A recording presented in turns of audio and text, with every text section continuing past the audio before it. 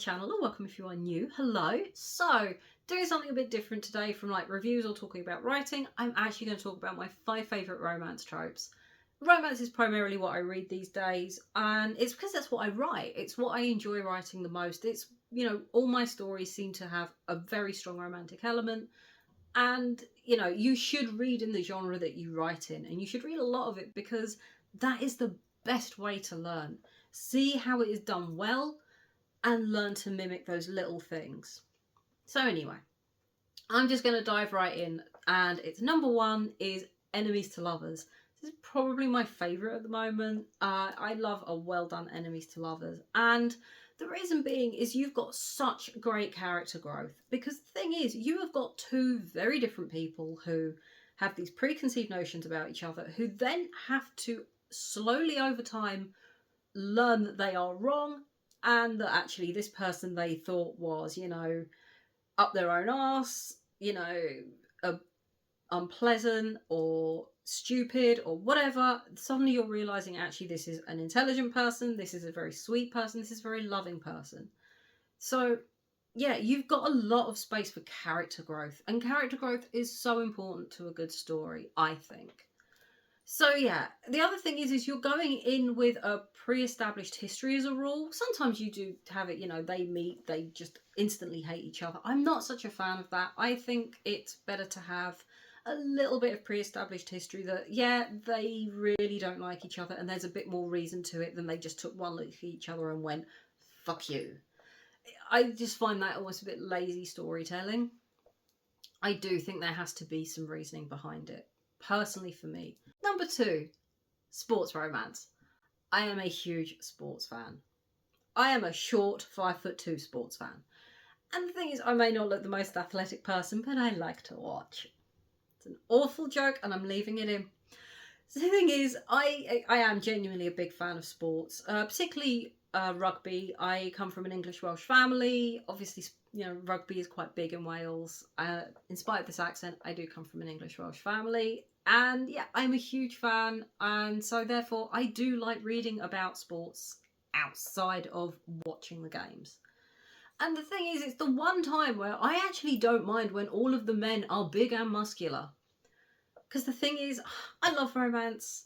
The body diversity, particularly in men, is a bit glaring. Guys are always well over 6 foot, and they are always built like a brick outhouse, and it is always solidly muscle. You know, they have got abs for days and like rippling arms, and quite frankly, I don't know many men like that, and it's not that realistic. But within sports, you know what, if it's ice hockey, rugby, things like that, I've got a bit more of a, yeah, okay, I get it, yeah, statistically quite likely to be big and built, so I don't mind it. The other thing with sports romance is that you should have a lot of the sport in there, I think, otherwise what's the point? And it can add a natural tension to the story. Particularly, you know, they don't stick it in the off season. Stick it when they are stick it in a time where they're competing. So you have got them going out and playing a sport. And if it's a full contact sport, again, you know, I'm reading the Vancouver Storm series at the moment. Is a good example. The thing is, you are one injury away from never playing again and being forced into retirement. That is tense. To know that this game could be your last. And that is, when you play a full contact sport, it's in your mind. One injury and this is done. So there is this great tension. And, you know, written well, if you've got like matches and things, you've got like the love interest watching, they should be a bit tense. You've got that tension. You've got something to, you know, a little extra something to add to it, to add to the storytelling. It's why I love a sports romance, not just the fact that I love sports and the athletes that play them. Anyway, number 3, it's Grumpy Sunshine. I think most people like this trope. It is a really popular one, and when done well, I love it because there is balance. You have got 2, you know, conflicting personalities that have got the scope to get on. One sort of lightens the other one, and one brings the other one a bit more down to earth. I love that. And the other thing is you get great comedic moments, because I'll level with you, I will go for a rom-com before any other kind of romance, because I like light, I like humour.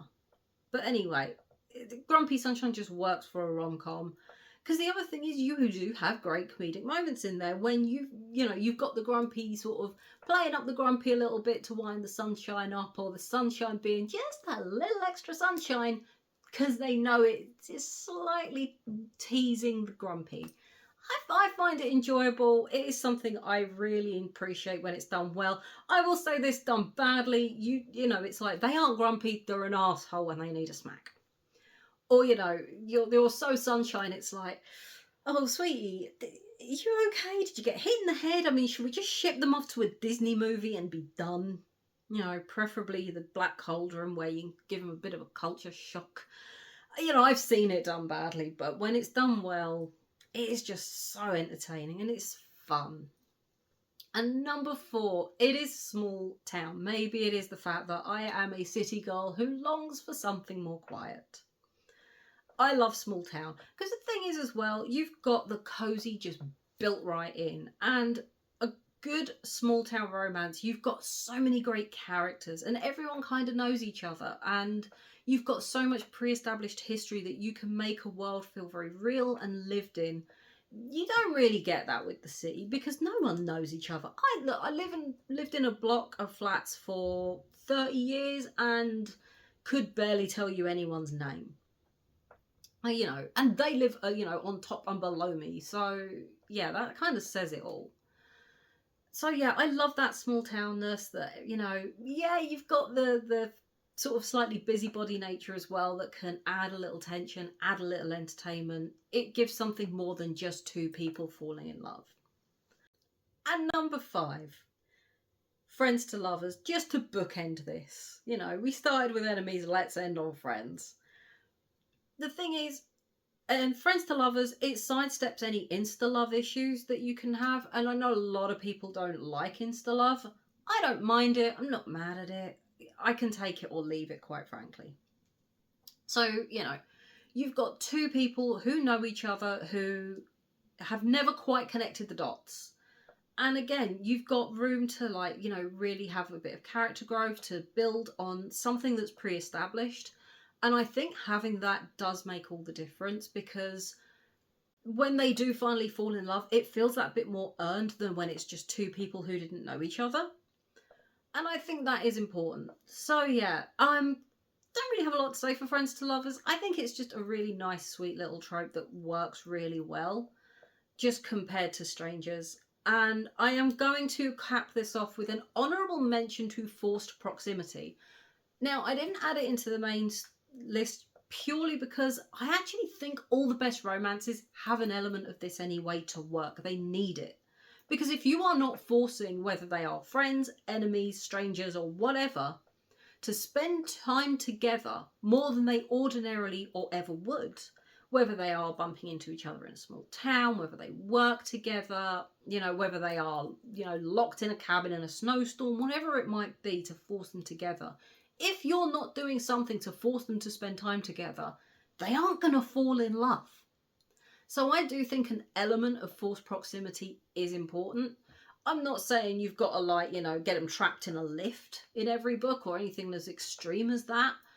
But you do have to force them together and force them to spend more time than they ordinarily would. Otherwise, the whole thing falls apart.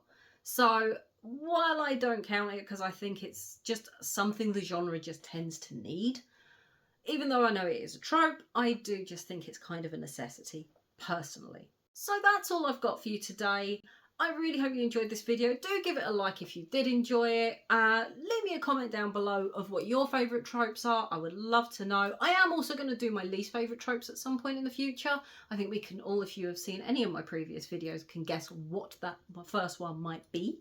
And hell, if you think you know it, why not leave that in the comments? And yeah, if you are not already subscribed, do give me a subscribe. It massively helps my tiny little channel out. And I will see you all again next Tuesday. Take care, guys. Bye.